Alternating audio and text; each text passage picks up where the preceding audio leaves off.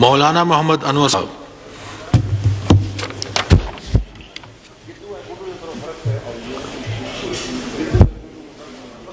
نحمده ونصلي على رسوله النبي الكريم أما بعد فأعوذ بالله من الشيطان الرجيم بسم الله الرحمن الرحيم وَلَنَبْلُوَنَّكُمْ بِشَيْءٍ مِّنَ الْخَوْفِ وَالْجُوعِ وَنَقْصٍ مِّنَ الْأَمْوَالِ وَالْأَنفُسِ وَالثَّمَرَاتِ وَبَشِّرِ الصَّابِرِينَ الَّذِينَ إِذَا أَصَابَتْهُم مُّصِيبَةٌ قَالُوا إِنَّا لِلَّهِ وَإِنَّا إِلَيْهِ رَاجِعُونَ.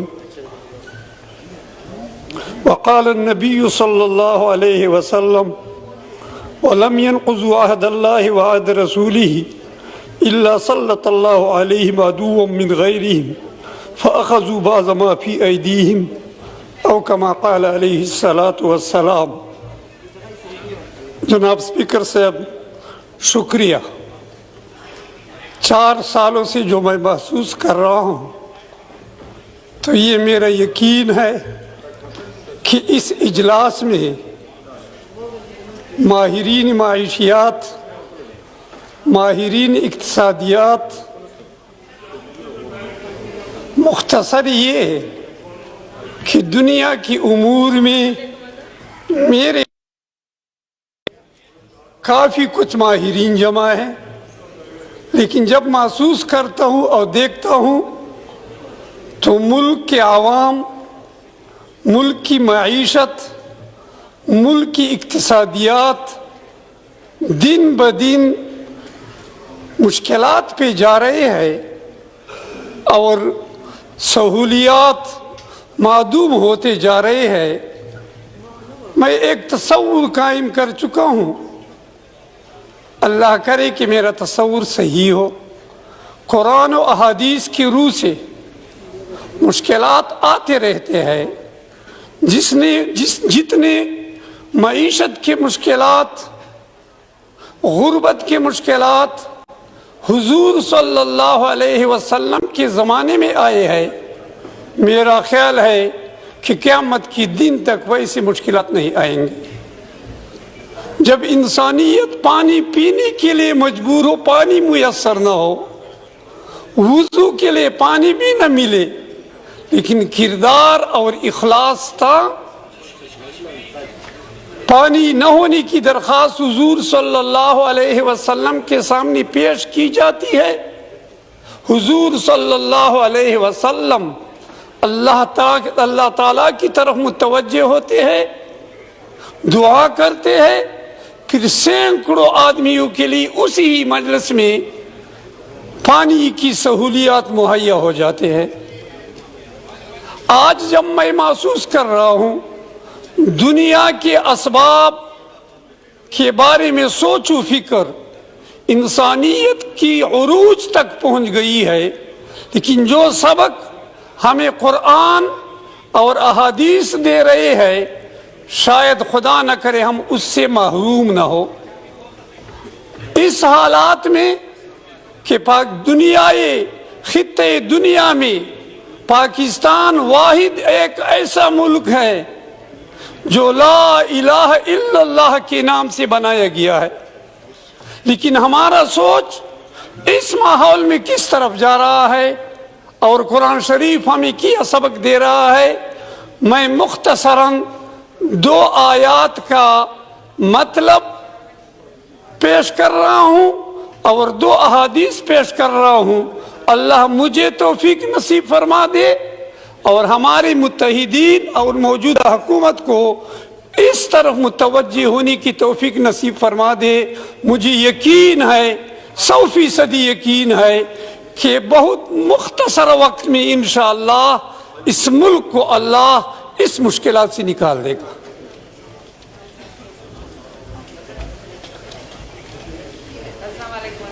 قرآن شریف میں اللہ تعالیٰ اعلان فرماتے ہیں لَيَبْلُوَنَّكُمْ بِشَيْءٍ مِّنَ الْخَوْفِ وَالْجُوعِ وَنَقْصٍ مِّنَ الْأَمْوَالِ.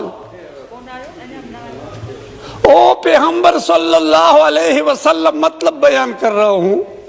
امتیوں قریب ہے یقیناً آپ پر ایسے آزمائش آئیں گے کہ آپ کی دلوں میں ڈر ہوگا، آپ میں بھوک لگے گی، آپ کے اموال میں کمی آئے گی، آپ انسانیت کم ہوتے جائیں گے، میوے بے برکت ہوتے جائیں گے. لیکن ایسے حالات میں آپ کو کیا کردار اپنانا چاہیے، کیا سوچ اپنانا چاہیے. اللہ تعالیٰ اعلان کرتا ہے اور حضور صلی اللہ علیہ وسلم کو فرماتا ہے بشر الصابرین، ایسے حالات میں صبر کرنے والے لوگوں کو بشارت دیجئے، بشارت دیجئے. کس طرح، کب بشارت ملے گا؟ جب ان پہ مصیبت آ جائے، ان پہ تکالیف آ جائے تو وہ اللہ کی طرف متوجہ ہو کر ان کی زبانوں پہ یہ کلمات جاری ہو، انا للہ، ہم اللہ کے لیے ہے، وَإِنَّا إِلَيْهِ راجعون، اور ہمارا واپسی اور ہمارا رجوع بھی اللہ کی طرف ہوگا. جب یہ خلق انسانیت اور مسلمان میں پیدا ہو تو اللہ تعالیٰ کی طرف سے اعلان ہے کہ پھر خوشخبری سنا دیجئے، اس سے یہ سب مشکلات ختم ہوں گے. اب یہ توجہ کس طرح پیدا ہوگا؟ قرآن شریف حضرت نوح علیہ نبینا وعلیہ الصلاۃ والسلام کی سبق جو اپنی امت کو اس نے دیا ہے ہمارے لیے نقل کر رہے ہیں کہ شاید امت حضرت محمد مصطفیٰ حضرت نوح کے اعلان سے سبق لے تو پھر اس طرح خوشیاں آئیں گی. خلاصہ اس کے یہ ہے، حضرت نوح علیہ الصلاۃ والسلام فرماتے ہیں فَقُلْ تَسْتَغْفِرُوا رَبَّكُمْ يُرْسِلُ السَّمَاءَ عَلَيْكُمْ مِدْرَارًا إِلَى آخِرِ الْآيَةِ. خلاصہ یہ ہے کہ امتوں کو فرماتے ہیں یعنی باوجود سینکڑوں برس سمجھانے کے اب بھی اگر میری مان کر اپنی مالک کی طرف جھکو گے اور اس سے اپنی خطائیں معاف کراؤ گے تو وہ بڑا بخشنے والا ہے، پچھلے سب قصور یک کلم معاف کر دے گا. یعنی ایمان و استغفار کی برکت سے قحط خشکسالی جس میں وہ برسوں مبتلا تھے دور ہو جائے گی. اللہ تعالی دھواں دار برسنے والا بادل بھیج دے گا جس سے کھیت باغ خوب سیراب ہوں گے، غلے پھل میوہ کی افراط ہوگی، مواشی وغیرہ فربا ہو جائیں گے، دودھ گھی بڑھ جائے گا. عورتیں جو کفر و معصیت کی شامت سے بانجھ ہو رہی ہے اولاد ذکور جننے لگیں گی. غرض آخرت کے ساتھ دنیا کے عیش و بہار سے بھی وافر حصہ دیا جائے گا. حضور صلی اللہ علیہ وسلم، مختصراً 2 حدیث پیش کرتا ہوں. حضور صلی اللہ علیہ وسلم اپنے امتیوں کو مخاطب ہو کے فرماتے ہیں لم ينقضوا عہد اللہ وعہد رسولہ الا سلط اللہ علیہم عدوا من غیرہ.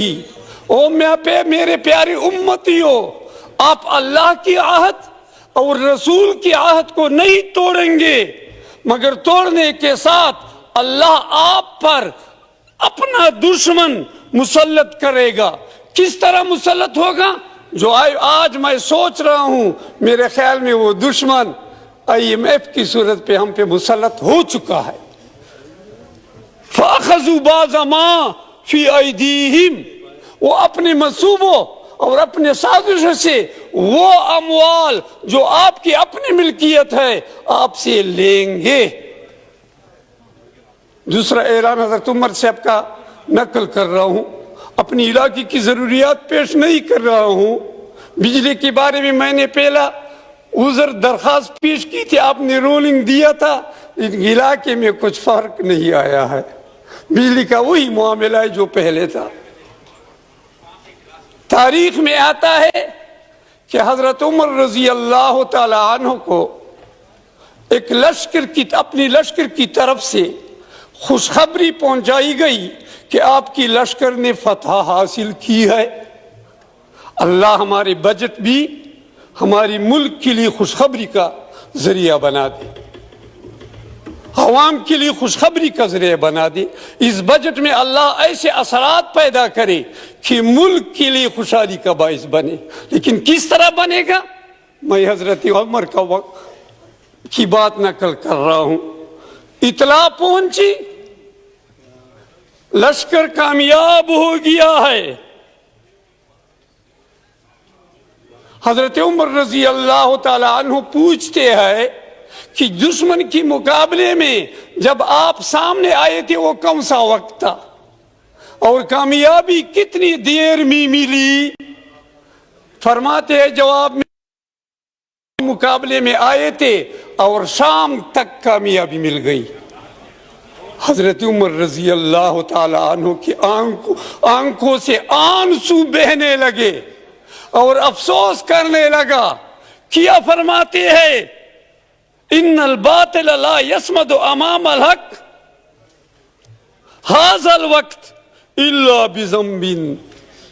باطل غلط لوگ حق کے مقابلے میں اتنی بڑی مدت تک قائم نہیں ہو سکتے ہیں مگر ہو سکتا ہے کہ یہ گناہ کا اثر ہو.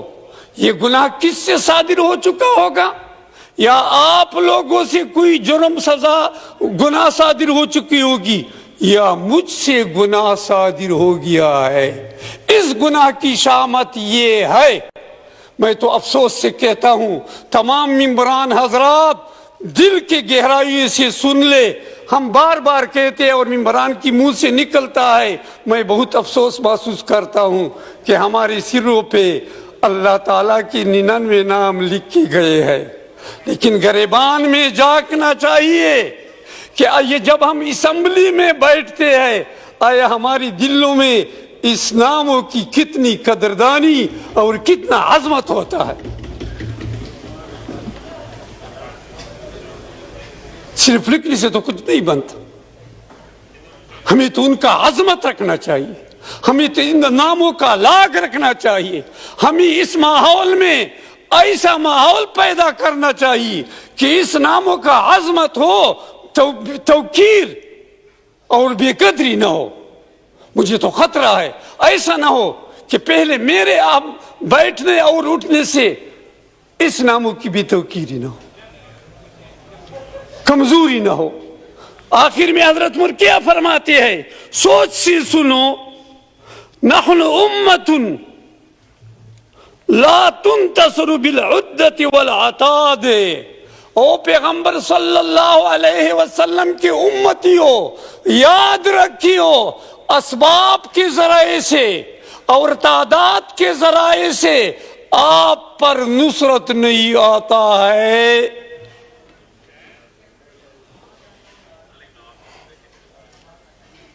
ولیکن تنتصر بقلت ذنوبنا وکثرت ذنوب الاعداء.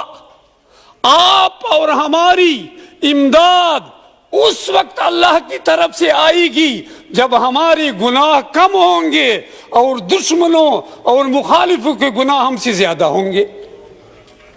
اور اگر مسئلہ الٹا ہو گیا فلو تساوت الذنوب, مسلمان اور غیر مسلمان کی جرم اور گناہ اللہ کی نسبت میں برابر ہو جائے, مسلمان میں گناہ کا فکر نہ ہو, غیر مسلم میں جرم کا فکر نہ ہو, پھر اللہ کی عادت حضرت عمر رضی اللہ تعالی عنہ فرماتے ہیں انتصر علینا بالعدت والعتاد. اللہ ہمارے مقابلے میں اس دشمنوں کا امداد تعداد اور اسباب سے کر لیتے ہیں. میں حکومت وقت, میں وزیر اعظم, میں اپنے ممبران حضرات, اپنے ساتھی حضرات بشمول اپنی نفس کے اس طرف توجہ دلانا چاہتا ہوں کہ ہم ایسا نمونہ بنے جو حضرت ابوبکر صدیق اور حضرت عمر رضی اللہ تعالی عنہ مشکل حالات میں پیغمبر صلی اللہ علیہ وسلم کے سامنے امت کے غم میں کس طرح نمونہ بنے تھے. یہ ایک مختصر بات یا حدیث سنانا چاہتا ہوں, پھر بات ختم کرنا چاہتا ہوں, آپ کا پھر شکریہ ادا کروں گا. پیغمبر حضرت عمر رضی اللہ تعالی عنہ فرماتے ہیں اللہ ہمیں بھی یہ مزاج دے. فرماتے کہ میرا ہمیشہ یہ فکر ہوتا تھا کہ کبھی ایسا موقع آ جائے کہ اپنی ملک مدینہ منورہ کے عوام کی سہولت کے لیے پیغمبر صلی اللہ علیہ وسلم کے مطالبے پر میں اپنی مالی قربانی اس طرح سے دوں کہ ابو بکر صدیق سے میدان لے جاؤں۔ اچانک ایک دن ایسا موقع مل گیا، میرا تو امید ہے، میں دعوے سے کہتا ہوں پچھلے دنوں مجھے تو نام یاد نہیں ہوتے، لیکن میرے سامنے قریب ایک ممبر سے اپنی تجویز دی تھی کہ ہم اہل ثروت، بلکہ میرے خیال میں غریب بھی یہ جذبہ پیدا کرے کہ پہلے ہم نے ملک کو سنبھالنا ہے، سنبھلنے کے بعد پھر ہم نے ملک کو ترقی پہ روانہ کرنا ہے۔ جب ملک سنبھلا نہیں ہو، جب ملک کے اسباب کنٹرول نہیں ہوئے ہو، اس وقت تک جتنے منصوبے ترقی کے پیدا کیے جائے یہ ملک کے لیے مشکلات کا باعث بنیں گے، میرے خیال میں خوشی کی باعث نہیں بن سکتے۔ کس طرح صفت کو ہونا چاہیے؟ حضرت پیغمبر صلی اللہ علیہ وسلم، ہم کہتے ہیں کہ ہمارے ہاں بجٹ کا کوئی سامان نہیں ہے، ہم IMF کے محتاج ہے۔ پیغمبر صلی اللہ علیہ وسلم کے زمانے میں بھی ایسے ماحول آتے تھے۔ موقع نہیں کہ میں تفصیل سے بیان کروں، ایک موقع پہ مطالبہ کرتے ہیں کہ جاؤ اپنی طاقت کے مطابق ملک چلانے کے لیے، حکومت چلانے کے لیے ہر ایک اپنا امداد لے آئے۔ ابو بکر صدیق رضی اللہ تعالیٰ عنہ گھر جاتا ہے، برائے نام گھر میں کوئی چیز ہے وہ اٹھا کے لے آتا ہے۔ حضرت عمر رضی اللہ تعالیٰ عنہ خوشحال ہے کہ آج موقع ہے، میں میدان جیتوں گا، ہزاروں روپیہ، میرے خیال میں لاکھوں رقم گھر میں تقسیم کر کے آدھا گھر میں چھوڑتا ہے اور آدھا حضور صلی اللہ علیہ وسلم کے سامنے پیش کرتا ہے۔ پیغمبر حضرت عمر خوشحال ہے کہ میں میدان جیت گیا ہوں۔ پیغمبر صلی اللہ علیہ وسلم پوچھتے ہیں ابو بکر فرماؤ کیا لے آئے ہو؟ اگر اب دنیا کا بتاتے تو کہتے کہ 5 روپے یا 6 روپے لے آیا ہو۔ یا رسول اللہ، عوام کی خاطر، یہ میری الفاظ ہے، ملک کے خاطر میرے گھر میں جو کچھ بھی تھا وہ سب لے کے آیا ہوں اور گھر اللہ اور رسول کے نام پہ چھوڑا ہوں۔ حضرت عمر کیا لائے ہو آپ؟ وہ خود کہتے ہیں یا رسول اللہ، جتنا مال میرے گھر میں تھا آدھا کر کے عوام کی خدمت اور ملک کی سہولیت کے لیے لایا ہوں اور آدھا گھر کی ضروریت کے لیے چھوڑا ہوں۔ حضرت عمر کہتے ہیں کہ بس میں نے فیصلہ کر لیا، میں ابو بکر سے اس قربانی میں میدان نہیں جیت سکتا ہوں۔ میرا عقیدہ ہے اللہ حکمرانوں کو توفیق دے اور ہمیں بھی توفیق دے کہ ہم اپنے اہل ملک، عوام، باثروت لوگوں کو اس کے لیے تیار کرے کہ وہ ملک کی بقا، ملک کو چلانے کے لیے اپنی ذاتی جائیداد قرض کی طور پر بغیر سود کے حکومت کو پیش کرے۔ حکومت ذمہ داری لی کہ ان کے قرضوں میں کچھ کمی نہیں آئے گی۔ انشاءاللہ دور نہیں ہے جب اللہ کی طرف ہم متوجہ ہوں گے اور ملک کے لیے ایسی منصوبہ بندی اور جذبے سے کام کریں گے، دینوں میں ہمیں یہ ضرورت بھی نہیں ہوگی کہ ہم IMF کے سامنے بیٹھ کر فقیری کے دست پھیلائے کہ ہمیں کچھ قرضہ دو۔ انشاءاللہ ملک ترقی پہ چلے گا۔ میں تو دعا کرتا ہوں کہ اللہ ہمیں توفیق دے کہ ملک چلانے کا جذبہ پیدا ہو، اپنی مفادات حاصل کرنے سے اور اپنی جرائم بخشنے سے کے لیے اللہ کی طرف متوجہ ہو۔ انشاءاللہ ملک ترقی کے راہ پہ گامزن ہوگا۔ مجھے امید ہے کہ میرے قائدین اور وزیر اعظم ملک چلانے میں اللہ تعالیٰ کامیاب کر دیں گے، اللہ کی طرف بھی متوجہ ہوں گے اور اسباب بھی استعمال کریں گے، کامیابی انشاءاللہ ہماری قدمی چومیں گی۔ اللہ کامیاب۔ شکریہ ازہد، شکریہ جی محترم